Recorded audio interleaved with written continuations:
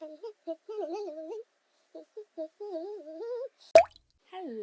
this is Moondas. If you're new around, you're welcome. If you're not new around here, nice to see you again. If it isn't already obvious, today we'll be talking about Wicked. It came out recently in the cinema. Considering that I liked the movie, I was like, I gotta get there now, I gotta get there fast because I'm ready to be obsessed. Like, I was even a bit anxious before I went into the cinema because I feel like with every other movie released so far this year, I've had like no expectations. But with this one, I did because I knew the musical, I loved the musical, and I loved what I'd seen so far of what was happening behind the scenes and on set and just like the overall vibe there. That I was worried. Like, oh my god, if I hate this, who am I going to be? My sister loves musicals, and that's how I got into Wicked. And it was basically my gateway musical. But I feel like High School Musical. I was about to say High School Musical, the series. I feel like High School Musical deserves that title on its own because I still love that till today. Before we get into it, if you don't know what Wicked is, though I doubt that you don't know what it is because I feel like it's everywhere, and Ariana Grande as well as Jonathan Bailey and Cynthia Erivo have their own audiences that are just like quite big, so you gotta know at least a little something, you know? Wicked is a musical set in the world of Oz. It goes back and tells the story of Glinda and elphaba before they became the infamous Wicked Witch of the West and Glinda the Good Witch. There will be spoilers. Now that you have the general idea, let's dive into it. So, the beginning of everyone is so noisy right now. Hopefully you can't hear them. I'll edit them out. I also have like a fan on because we're in a heat wave right now. The movie begins with everyone celebrating the Wicked Witch of the West's death. Glinda the Good Witch is imparting this news onto the audience that has surrounded her, and someone asks, like, I remember hearing that you were friends. And that's how we go back to the past and see the story of the two of them. Because how Glinda starts the story is by mentioning that before she was the Wicked Witch of the West, she was a person. I didn't know her by that name first. She was elphaba. We have this general background of her life showing that first of all, her mom had an affair. What? Then she was born and she was green. There's just like this big burst of magic and everything in the room flies upward. And then her father's like, get her out of here. It added salt to the wound when her mother died in childbirth. The hate that he has for her continues on as she grows up, but it seems like he has another daughter, Nessarose. She's disabled in a wheelchair and he loves her way more. He doesn't try to hide the fact that he dislikes elphaba, and he doesn't try to hide the fact that he's very protective and loving of Nessarose. So the two grew up in the same house but with very different experiences, right? And in the background of all of this, elphaba is being bullied. The father's dislike is obvious. So years later, when Nessarose has gotten into Shiz University, the expectation is not that elphaba is going to the university as well, despite the fact that she's older. She's just there to see her sister off and then going back home to this like hating home, because usually say loving home, so I'm gonna say hating home with that hater father. He's just so excited for her sister to finally get the chance to live within her own sphere, because her father, as I said, has always been super protective, right? But her father has already thrown a wrench in those plans. Her father, who is a influential figure, I think a minister or something from wherever they come from, recruits the head shizness, which is the head mistress, to look after Nessarose the whole time she'll be at that university. And elphaba witnesses this and knows her sister's dream to just like live her own life, so she kind of bursts and her magic thrusts upon everybody. Another teacher that's working there that's very famous for her magic interrupts and says that she was the one who done that because she was like, never know what's coming next. Which is funny. I love that. When she has the display of power, Madame Morrible says that she should enroll in the university. While elphaba is feeling a bit iffy about it because she knows how her father is, Madame Morrible is like, I'll take care of everything, and she becomes Glinda's roommate. One of my favorite things about Wicked is how different Glinda and elphaba are, but how similar they are as well. From the beginning, we're shown just how popular Glinda is because of her looks and her caring nature that she presents to the world. On the other hand, elphaba has always had attention because of the color of her skin, and because she doesn't look like a person who would be nice, as opposed to Glinda, she's always seen as bad or weird, a freak. And if you think someone is a weird and a freak, 99% of the time, people are not going to treat you with the respect you deserve, because it's clear from the beginning that outward looks matter and determines your character like at a first glance. So elphaba is afforded the opportunity to learn at Shiz University because of the one thing she's always felt made her feel other than the color of her skin. She felt like the magic she had growing up was a curse because it's never been seen in a good light. And from what we can gauge from the movie until that point, is that it always comes in bursts of emotions, and usually, if that's the case, it's not controllable and not good things happen because it's usually bad emotions. Because who treats her with respect, guys? Is it really her fault? On the other hand, Glinda, who's wanted to be a witch, immediately is disliked by Madame Morrible. She's curated her life, okay? She looks really good, she knows how to behave, she knows how to make herself seem like she is kind and caring when she really is not. And for the first time, that doesn't work in her favor because Madame Morrible is not interested in any of those things. All she cares about is power, and that's what elphaba has. Then they're forced to be in the same room. Glinda was supposed to be one of the only students that had a single bedroom for herself, but because elphaba is an unexpected student, Madame Morrible is like, okay, cool, you can house with Glinda because there's a situation that makes it seem like she wants to assist and wants her to stay with her because she's trying to get on Madame Morrible's good side. And they immediately loathe each other, and you know how it goes.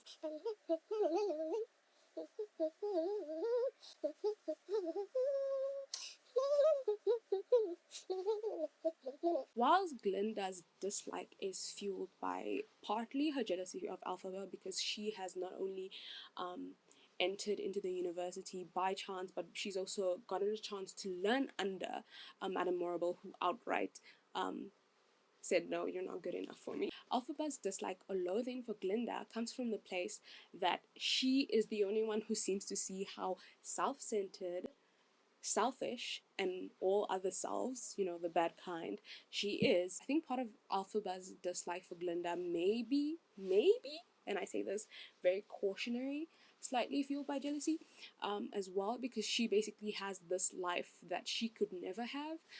But I think that most of it comes from the place of the fact that she's a social pariah. Her father dislikes her, and this thing has just been thrust upon her. While it is uncomfortable for Glinda to have her as a roommate, it can't be nearly as uncomfortable as what elphaba is experiencing. Another thing I think they have in common is that they're both caring. And you heard that right. Let me say a full government name. I said Glinda and elphaba are caring. The biggest thing is that Glinda's kindness and caring nature is very much performative. All the things that elphaba does that are good, she doesn't do it for the people around her to witness. She does it because she genuinely feels that those are things that should change. And even when she does do good things in front of other people, it's not generally seen as that because, again, looks matter. In between all of that, the Prince Fiyero arrives at Shiz University, and I'll speak more on him in his own time, don't worry. They decide that they're going to sneak out and go for a dance, right? And elphaba is never really invited to these things, so she's deciding not to go. But Glinda decides to invite her and gives her a hat. This is a hat that she's gotten from her grandmother, some other relative, and she thinks it's ugly. And she's given it to her because she wants her to be laughed at, to be ridiculed. She doesn't really care about her or her emotions, and how her inviting her to this is such a major moment because, as I said, her whole life, no one has ever felt like she's worth anything or seen her as a good person. Obviously, things go wrong, it's very embarrassing, but my girl elphaba fights through that and she tries to be herself, right? It's key to note that while this is happening, Fiyero is just like, why do you feel bad for her? To Glinda, you did not cause this. But she did cause this because she gave her the hat, told her you look good in how you dress, and she did invite her despite the fact that she was not planning to go. Because of her kindness that elphaba shows her, she finally sees elphaba for the person she is, despite everything that has happened thus far. From that point on, her and Glinda are friends. It takes elphaba's kindness for Glinda to realize that she's a good person, which makes sense because, as I said before, she's very self-centered. So before this moment, she never saw elphaba as anything other than the lens she was projecting onto her. And despite all the bad things, or all the things that happened prior, I was immediately in love with their friendship. Enemies to friends. That's some good. once they've gotten over that bridge that they initially had, they just treat each other and understand each other for the differences they have. And as I said, they're very similar, but so different. And I say similar because they go through similar experiences, but those experiences do not lead down the same paths because of how they look outwardly. It only makes sense that once she finally gets the wizard's attention, she decides to take Glinda because it's the only friend she's ever had, and this is a person who's been outwardly supporting her and on her side, not from the get-go, but when she decided she was her ride or die, she was there, right? And things going downhill from there broke my heart, okay? Even though I knew it was gonna happen, it didn't matter because it was done so well. My heart broke again. The thing that stood out to me the most was when they were saying goodbye to each other and they still refer to each other as friends. This is her first friend. Again, her first friend, right? So do you want the last meeting you possibly have with her to be wrecked with all these strong emotions and general dislike, or are you willing to like let these things pass you by? Because she's always been this way, she will always be this way, there's nothing she can change about her, and she chose to love her as a friend that way too. There's one other thing they have in common, and that is Prince Fiyero. The two of them both meet Fiyero in very different circumstances. Elphaba does not know that Fiyero is a prince and is immediately just like on him because she's used to people reacting a specific way when they see her. But he's one of the few people in this movie, upon first seeing her, that is not like outwardly like shocked. He's just like, okay, why are you being so mean to me? I don't know why you're doing that. Glinda meets him later when it's announced that he'll be coming to Shiz University, and she immediately believes that they're meant to be together because he's a prince, good looking, she's good looking, and she's going to big places as she believes. So they're obviously destined to be together. Glinda and Fiyero officially start dating because, as I said, they match in each other's freak, very much self-centered, very much bimbo, himbo energy, and then Fiyero begins to get closer with elphaba because, of course, it's Glinda's best friend. And she gets to learn more about him. He's not everything you see on the surface. Like, he actually cares about things. He just has, like, this outward exterior that he's used to projecting upon the public, and it works well for him in general. But elphaba sees deeper than that. Something that is interesting as well is that Glinda begins to notice the fact that he is more than he originally seemed, and she finds it weird and out of character. Overall, I like Fiyero from the get-go because of the fact that he treats elphaba like he treats everyone else, and when he starts to follow for her, he falls for her because of who she is. And I don't doubt that he thinks that she's beautiful because of that one scene in the forest when they let the cub go, which was like, very steamy, guys. Oh my god. Even in the end, when it's announced that elphaba is wicked, it's so clear from Fiyero's expression that he doesn't believe that there's any possibility that that is true because he's met her, he knows her, and he's well aware of how good of a person she is. I love Jonathan Bailey personally, but I would never say that he did good just because I love Jonathan Bailey. He did good because he did great. From the moment he was introduced to the song that he sang, and he wasn't really a big part in this because most of this is about Glinda and elphaba's friendship. But in the small moments he was there, he practically stole the show, and I think that he was a nice addition in the complexity that is Glinda and elphaba's relationship because of the fact that they both clearly want him.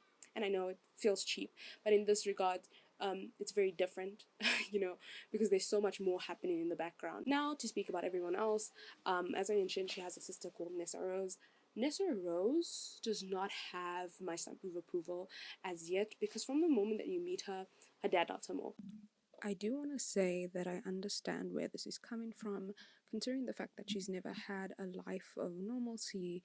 It only makes sense that when things go wrong with elphaba and the attention that she naturally commands because of her skin, it's not comfortable for her because she expected to be at Shiz University and be her own person, and now they're so closely tied together. And not only that, but she feels like her relationship with her sister will stop her from living the life that she wants. So when I say that she doesn't have my stamp of approval, I mean in the way she treats elphaba, but she is a sweetheart overall, and I do understand why she behaves this way. So, you know, complex characters, we got that too.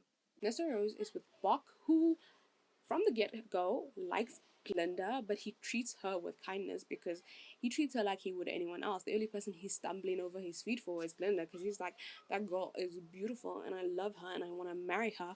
But obviously that's not the case. It's not reciprocal. So when Glinda asks him to ask Nessarose out, he does it because he thinks, oh, this is going to make me look good in her eyes. But he also discovers in the process that, oh, she will never like me. She's really into the Prince Fiyero. So he continues on being with Nessarose in a romantic sense. And that's no stamp of approval for me. It all feels like he's doing it because he pities her and because he knows he can't get who he wants, which is the most despicable behavior. And then finally, we're going to talk about the bad guys, Madame Morrible and the Wizard of Oz. Madame Morrible seems really cool.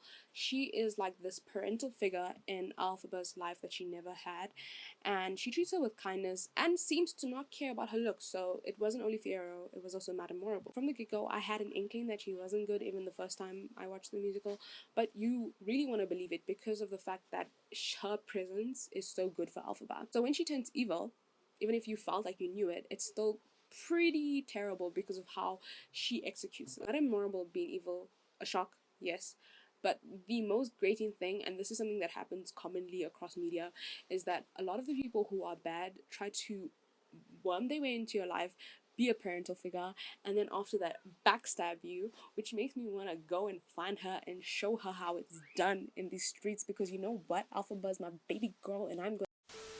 I don't have many emotions for Madame Morrible other than I detest her for what she did to elphaba, and also find her kind of dumb for allying herself with the Wizard of Oz.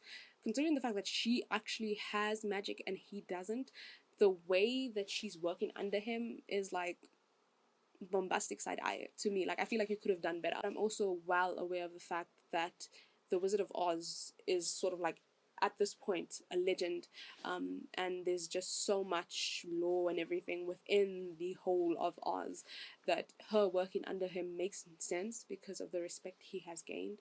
But again, she pisses me off. So the Wizard of Oz, also not much to say. Madame Morrible and Oz are present in the story, but they're sort of like there, you know, but not fully there. So this is like a teacher that is teaching them magic, and we're well aware of that fact, but it's not constantly shown because we need to see the development of the other characters as well. And Oz is mentioned throughout the whole movie, and you have this sense of the fact that he's like this great all-powerful being, but we don't see much of him until like the last few minutes, right? And when we do see him, we realize that he's not everything we thought he was or what he was advertised to be, which is pretty disappointing for both elphaba and myself. I dislike him because if I dislike Madame Morrible, how could I not dislike Oz, right? He's the person who started all of this, from the hate that the animal folk experience to taking this prophecy that this land believed in and just spinning it, making it about him, and perpetuating these lies and sort of making himself seem like a god in some sense, and he could rectify and fix things when in actuality he can't. What they did to elphaba is probably something that they do often, where they find these powerful witches or wizards and they're like, wow, maybe they're the actual person within the prophecy and we can use them because, well, I lied and said it's me, so now we can't undo that because I've gotten all the trust of the people and built this reputation and I like the life I'm living. But most of all, why I hate the both of them is because elphaba and Glinda are young. Now that I've spoken about all the main characters and my feelings about them, let's talk about the next movie and what I think will happen. I know that I said I've watched the musical, but I'm pretty familiar with everything that was in the first movie, and after that point, my memory is a bit fuzzy and I haven't jogged it yet because I wanted to really give like a fresh review and idea of what I think is coming next.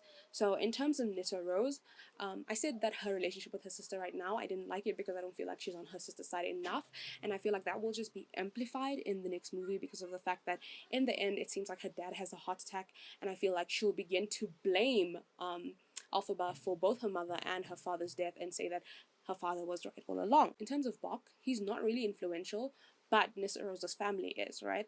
And he was introduced to her father towards the end of the movie. So I think that despite the fact that Nessarose is aware that he likes Glinda, and he doesn't want to be with Nessarose anymore, continue this act, he will stay with her because being with her will afford him some privilege. So Fiyero, he'll know that something is wrong, and I feel like he'll try to find her because he's a prince. He can do whatever he wants, and everyone's kind of leaving Shiz University at the moment, right? Because of the pandemonium. So why wouldn't he just leave and go search for her and make it seem like he's going on like a little bender? For Glinda, I believe she's gonna solidify her relationship with Madame Morrible, and as well as the Wizard of Oz, because she stayed behind, and Madame Morrible is very aware of the control she has over her because she outwardly never liked her, and now she's the only person she can use to get to the person that she wants, right? For elphaba, I just have more trauma, lols, which is not funny, but that's all I can imagine for elphaba in the second part of this movie. So other than the characters, which I spoke quite a lot about because I felt like that's like one of the biggest parts of why I love Wicked so much, is the world. From the moment I stepped into the cinema, I felt fully immersed in the world of Oz. Exiting was kind of a downer because it was like, I want to go back there. It's so colorful, it's so beautiful. You could just tell from watching it the amount of effort that was put into making this movie, and I don't know about you, but that's the kind of thing I enjoy. Other than the characters, the world and story was also very much compelling, if that wasn't obvious. That's all I have to say about Wicked. I hope you enjoyed this video as much as I enjoyed making it. If you liked this video, please hit the like button. If you got this far, maybe look at the rest of my videos. Subscribe, like more videos, and I'll see you next time. Bye!